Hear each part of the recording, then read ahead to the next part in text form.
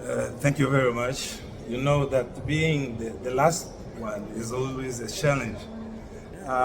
So I will try not to actually to repeat what my colleagues here on the podium have been saying, because it's something that we really have been discussing all the time. I wish to really provoke you and get back to the basics, because these kind of meetings are very usual. We have been taking those for so long, but the results are very poor. I have a discussion with my friend, and I've been told her that we need really to get back to the basics and see what is not working. Why is not industrialization coming to our continent? Why is it we are not really progressing on the pathway of development? So this leveraging innovation for African industrial transformation is building resilience and globalized economy is actually undeniable timely. The theme is not limited to an academic exercise.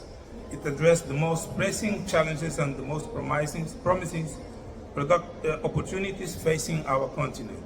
The transition to Industry 4.0, the need to build robust production chains in the face of the global shocks, and the imperative to adopt sustainable production systems are central elements to this debate.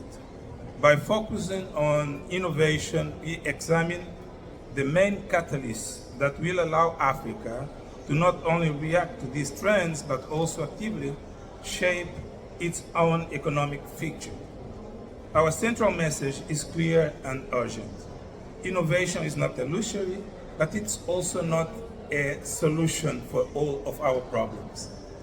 On the contrary, sometimes innovation, technology is creating more problems because, as you well know, advances on science, advances on robotics, advances on automation, on industry is not providing too much jobs. And we need jobs for our youth, for our population. So through innovation, our continent will overcome obstacles, of course, improve productivity and competitiveness, and build the resilience needed to strive in a globalized and often uncertain economy. Of course, economic data corroborates our optimism. The African Development Bank projects robust economic growth of 4.3 for Africa in 2025. This dynamism is driven by an unprecedented demographic dividend. Everybody is talking about that, with a rapidly growing young population and the rise of the middle class. These scenarios create a powerful and intrinsic growth engine, fueling vibrant regional markets that are less susceptible to external shocks. The African continental free trade zone is our major strategic bet. It is not just a trade agreement, it is a large-scale economic diversification, trade and industrialization policy that aims to create the world's largest unified market, serving 1.4 billion people across Africa. It promotes regional value chains, acting as a strategic response to the challenges of the continent's economic and social development, and serves as a tool to protect against growing global protectionism. Endogenous innovation is allowing Africa to leapfrog development stages. Everyone knows that, and we understand that it's only through technology that we can reach and close the gaps between Africa and the rest of the world.